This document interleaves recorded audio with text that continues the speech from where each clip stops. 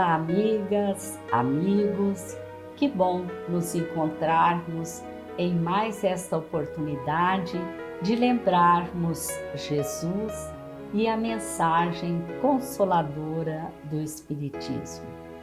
Judas Iscariotes pertenceu ao grupo dos 12 discípulos que Jesus chamou para acompanhá-lo, mas não conseguiu apreender o sentido da missão do grande amigo e, fascinado pela riqueza, ambicioso que era, traiu o Messias, vendendo-o por 30 moedas de prata. Ainda hoje, o seu nome é dado aos que traem uma causa, aos que erguem a mão contra quem os brindou com amizade. Mas, a seu modo, amava Jesus. Por que o traiu? E hoje, considerando a lei do progresso, como está este espírito? Quem vai nos falar sobre esse assunto, para mim muito esclarecedor, é Alexander Gonçalves, estudioso, palestrante espírita da cidade de Maringá. Olá, Alex, que alegria ter você participando do nosso programa. Olá, Ivone, muito obrigado pelo convite. É com alegria que participamos deste programa, pois sabemos realmente o Espiritismo responde. Obrigada, Alex. Alex, que lições nós podemos aprender com a história de Judas Iscariotes?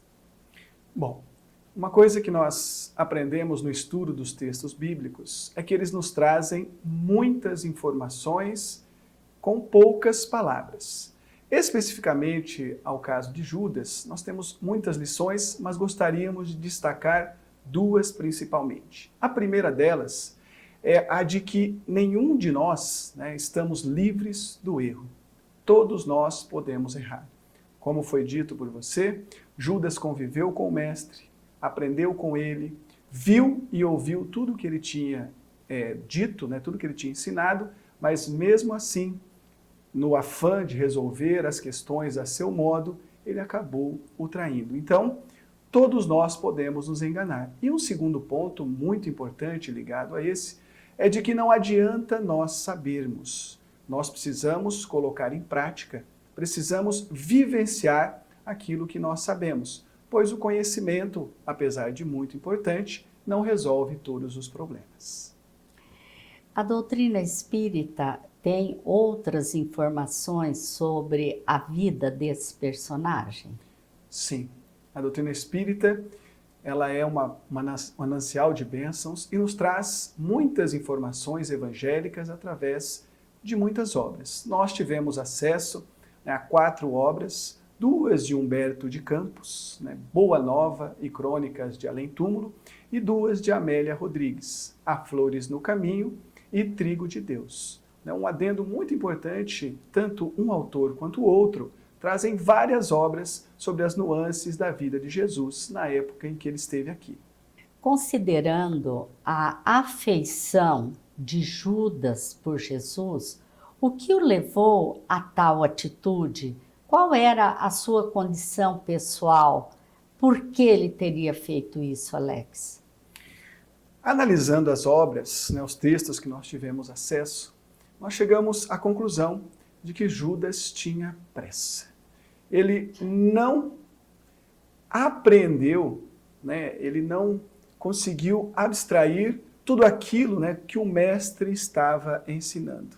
Ele não alcançou o verdadeiro reino de Deus que Jesus vinha ensinar aos homens. Nós tivemos acesso a um diálogo em que Judas teve com o apóstolo Tiago, um pouco antes da crucificação, em que mostra muito bem isso. Está no livro Boa Nova, convido a todos para ler, em que Humberto de Campos destaca que Judas estava apreensivo ele dizia muito a respeito do poder dos homens, do poder do dinheiro. Ele dizia que Jesus não se aproximava das pessoas poderosas e isso que ele precisava fazer. E nós vamos ver do outro lado Tiago, sereno, citando Jesus para Judas, mas mesmo assim ele não conseguiu voltar a si e acabou por fazer aquilo que nós já conhecemos, já sabemos.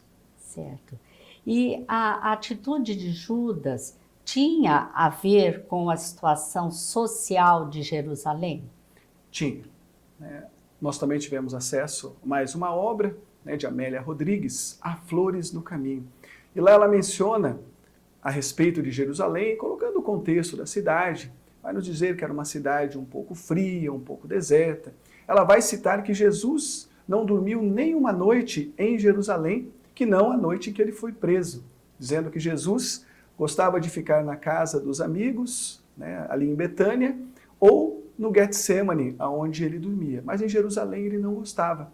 Ele acabou não ficando ali, a não ser nessa noite fatídica.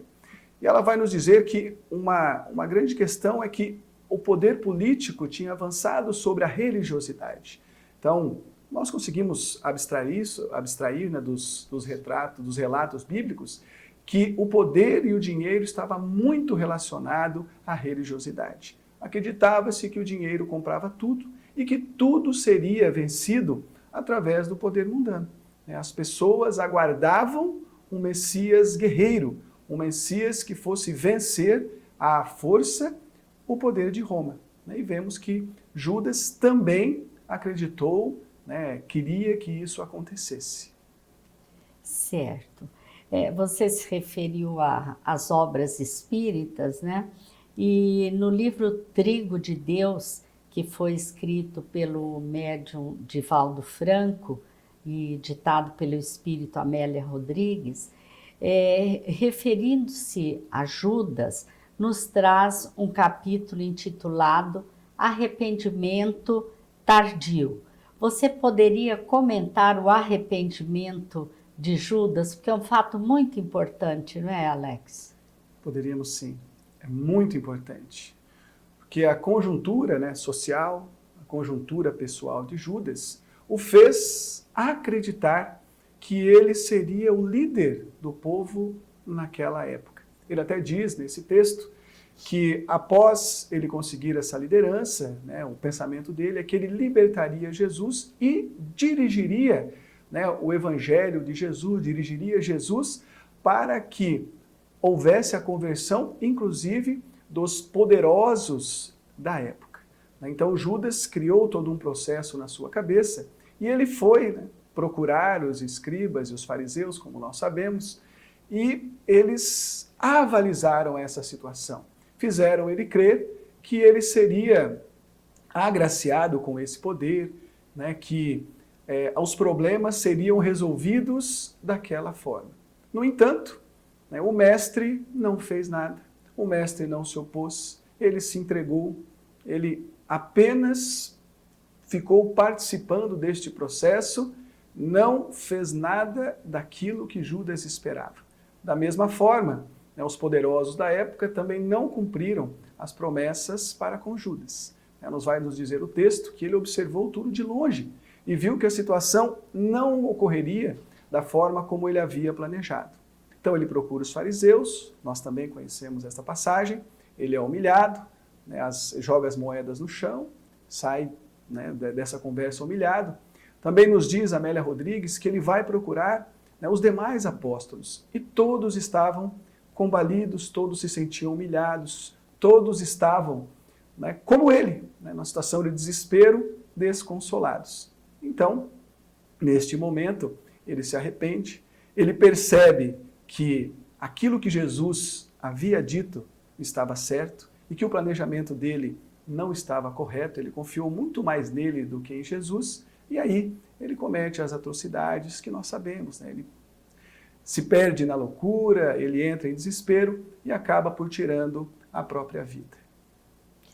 Alex, através da literatura espírita, nós podemos também ter acesso ao que aconteceu com Judas depois deste momento, não é?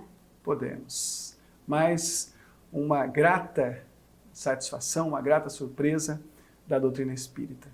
Humberto de Campos, no livro Crônicas de Além Túmulo, ele narra uma visita que ele fez a Jerusalém, no mundo espiritual, em 1935. E lá ele estava acompanhado de uma pessoa que o estava guiando, e ele viu alguém sentado numa pedra, meio analisando a situação, cabisbaixo, e ele conversando com um amigo, disseram para ele que era Judas Iscariotes, que tinha o hábito de voltar ao planeta Terra sempre na época em que nós comemoramos, podemos assim dizer, né, o Calvário de Jesus. E ele faz isso, né, o amigo cita, assim como várias outras pessoas, para refletir sobre o seu passado, sobre aqueles erros mais importantes que cometeram. E Humberto de Campos toma a liberdade de buscar uma entrevista com Judas. E lá ele vai nos dizer que logo após o seu processo desencarnatório grave, que ele foi atendido por Jesus. Né? Jesus esteve com ele na manhã do domingo, antes de aparecer às mulheres, e o faz uma exortação muito importante, lembrando que o reino de Jesus não é desse mundo e que nem uma ovelha que Deus confiou a Jesus se perderia, né? Lembrando a Judas sobre isso. Então Judas, ele inicia o processo de resgate, ele diz que passou várias encarnações, inclusive, né, no primeiro momento dos primeiros cristãos, ele também sofreu a atrocidade romana, né, e que a última encarnação dele tinha sido no século XV na Europa. E a partir de então, ele tinha se recomposto, ele tinha se perdoado, o que é muito importante, e a partir daí ele trabalhava nas hostes do Cristo. Né? Estava com o Cristo, seguindo no trabalho do bem. Alex, você poderia nos falar um pouquinho mais sobre esse encontro, essa visita de Jesus a Judas, logo depois dele ter se suicidado?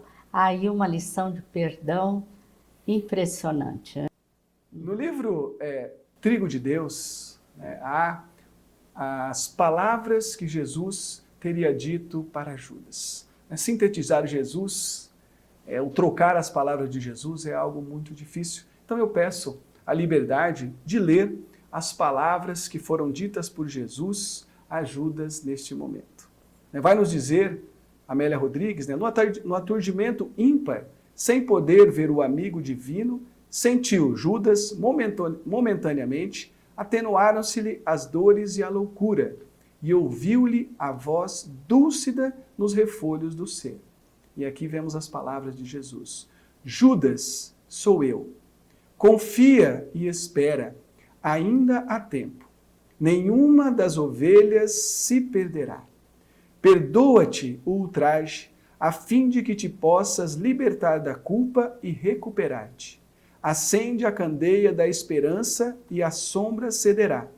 Recorda o amor, de modo que a paz se te aninhe no coração. Nunca te deixarei, nem te condenarei. Hoje começa a época nova e amanhã é o dia da vitória. Repousa um pouco, pois os milênios te aguardam e eu também estarei esperando por ti. Jesus não só acolhe, mas lhe diz que estará esperando por ele e que vai auxiliá-lo neste processo. Impressionante, né? A lição que Jesus nos dá do perdão, de compreender o outro, porquê, né, que ele agiu daquela forma. Alex, e quais conclusões a vida de Judas pode nos levar? Bom, Ivone, como nós dissemos antes, às vezes é muito difícil nós sintetizarmos ou definirmos algumas questões, mas podemos apontar algumas que são muito importantes. A primeira delas, e que a doutrina espírita ela trata no capítulo 2 do Evangelho segundo o Espiritismo, é uma observância, né, muito importante com relação à vida futura. Nós precisamos nos lembrar, né, que a vida que nós estamos vivendo ela é muito importante, mas ela é apenas uma. Nós somos espíritos, né, que estamos utilizando um corpo material, não o contrário. às vezes, né, passamos a vida vivendo de forma contrária. Nos preocupando apenas com as questões materiais, com as questões dessa vida, e nos esquecendo dos nossos espíritos. Nós vamos ver que a condição de Judas, relacionada com os demais apóstolos, com aquele diálogo que nós falamos antes de Tiago, é justamente esse. Judas tinha uma preocupação com aquele momento histórico, com aquela situação, e ele queria resolver tudo ali. Jesus já veio lhe trazer, lhe mostrar, ou nos mostrar, que a vida ela se desenvolve através de um processo, que muitas vezes ele é longo.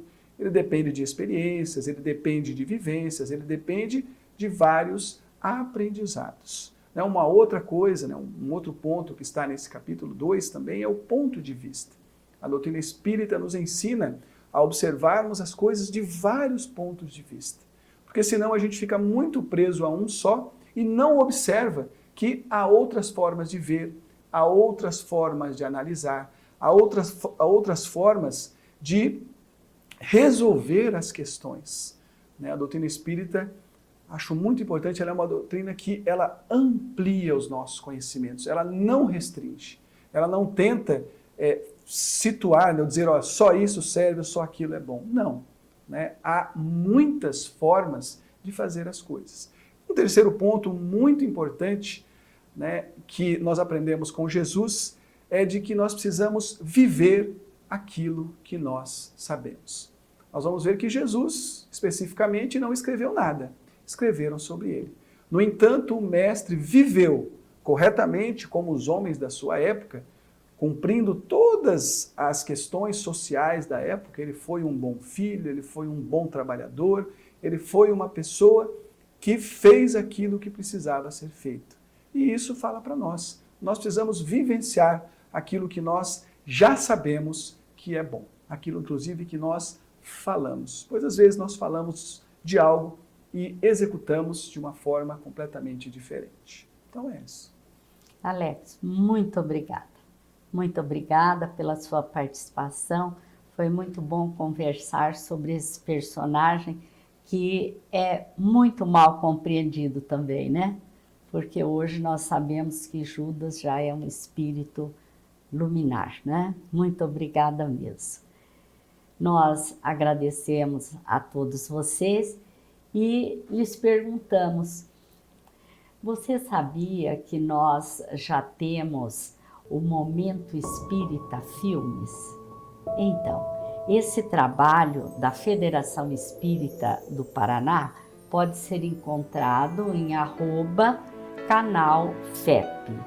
É um material riquíssimo e muito bonito. Não vamos deixar de assistir, não é mesmo?